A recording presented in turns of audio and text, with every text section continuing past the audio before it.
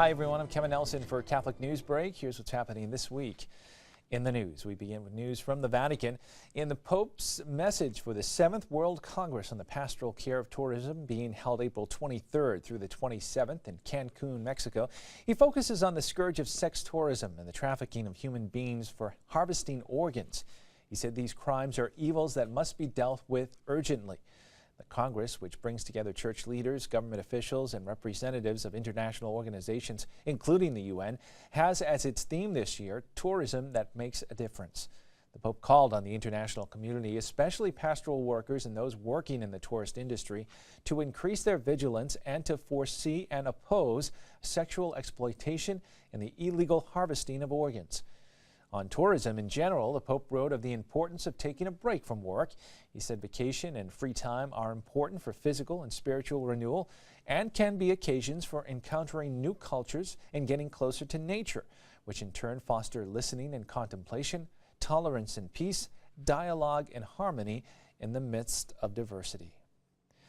In news now from around the country, religious liberty has been the hot topic at the 8th Annual National Catholic Prayer Breakfast held recently in Washington.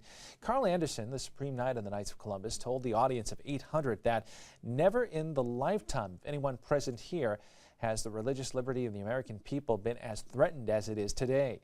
Catholic News Service has more on Mr. Anderson's address. Do they really expect us to go gently into that dark night they are preparing for religious liberty in America? Do they not know that people who believe in one holy Catholic and Apostolic Church can never agree to compromise our church by entangling it in intrinsically evil acts? Do they not see that faithful Catholics will never accept cynical political strategies of divide and conquer to separate us from our bishops? You and I have reason for hope. We have been successful in the past.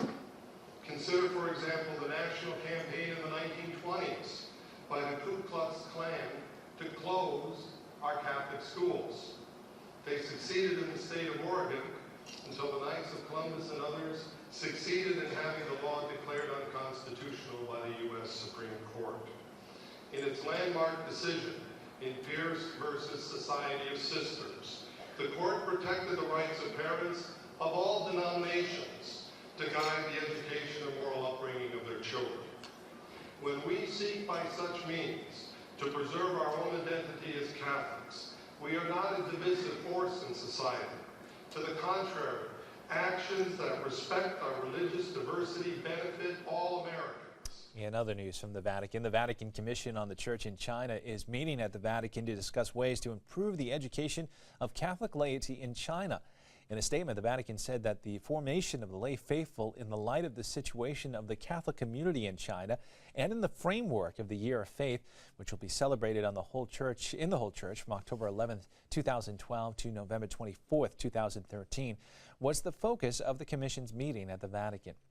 Pope Benedict XVI formed the Commission in 2007 when he wrote to Chinese Catholics calling for full religious freedom, praising their fidelity under hardship, and urging cooperation between Catholic communities officially registered with the country's communist government and those still operating secretly. The Vatican Commission is made up of Vatican officials, representatives of the Chinese Church, and members of religious orders. More news now from around the country. A new documentary is coming out based on the life of a man who may one day become a saint. The Miracle of Father Kappan focuses on the life of the American priest who died in a prisoner of war camp during the Korean conflict. Rome Reports has all the details. From the wheat fields of Kansas to a prisoner of war during the Korean conflict in 1951. This is the story of military chaplain Father Emil Kappan. He is currently being considered to receive the Medal of Honor, as well as being a candidate for sainthood by the Catholic Church. He's the subject of a documentary called The Miracle of Father Kappan. It follows the life of this Catholic martyr, with interviews from many of the men who served alongside the chaplain in the war. They tell how he refused to leave injured soldiers, which led to his capture and eventual death in a prison camp. Through many personal letters written to his family, one is given an idea of what it was like to serve as a clergyman on the battlefield. In the last letter he is believed to have ever written, He notes that we do have a few laughs in spite of the evils of war. The Vatican is now looking at possibly beatifying Kapin, while the Pentagon may award him the country's highest military award, the Medal of Honor.